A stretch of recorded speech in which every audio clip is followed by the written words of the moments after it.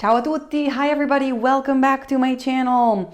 Today we're going to focus on a very small, short, little word that is super useful, and it's the word pure. This word has multiple meanings depending on the context, and using it correctly will make you sound more natural. I'll explain the different uses of pure, and I'll give you lots of examples. If you want to, you can always look at them in written form by downloading the PDF that you can find for free by clicking on the link that you find below. So, pure translates to also, to.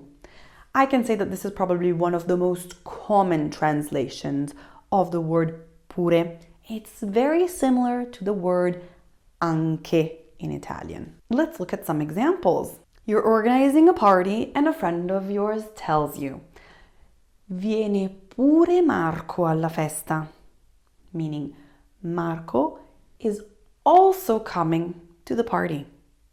Let's look at another example. Let's contextualize the situation. You are at a dinner party. You had lots to eat. You arrive at the dessert. There's a beautiful cake. You eat cake, and then typical Italian situation, the host will take what we call pasticcini, little tiny Italian desserts. You're full, but you're looking at those pasticcini and you're like, I really want another one. I really want to eat that one. Your friend looks at you, she knows you, and she will say, "Se vuoi, puoi prendere pure un pasticcino." Meaning, if you want to, you can take a pasticcino, so a little dessert too. So it's as if she's giving you like approval to take another one. As I told you before, pure can be a synonym of anche. Now, in conversational Italian, I feel that pure is used more than anche, and so it feels like it's a more natural in spoken Italian. I am sure that if you come to Italy, you will hear it all the time. Pure can also translate to even, so you can use it to emphasize something that's surprising or unexpected. It's used similarly as you would use even in English.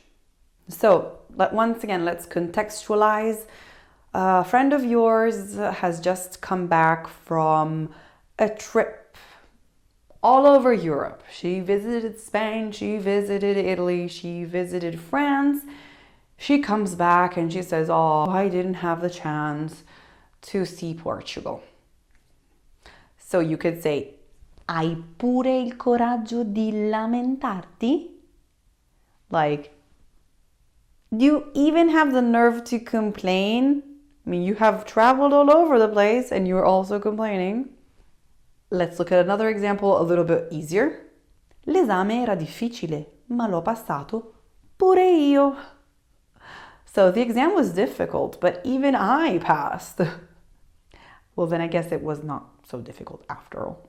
You can also translate pure with the idea of feel free to do something, like go ahead. So you can use it to encourage someone to do something.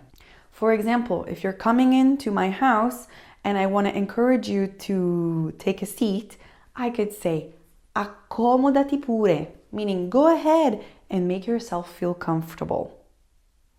Or I could tell you, "Dimmi pure se hai bisogno d'aiuto," meaning feel free to ask me for help.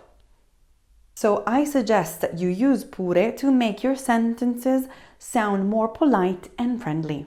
There are a few common expressions in Italian that actually use pure inside of them. Let's look at them. Eppure, and yet.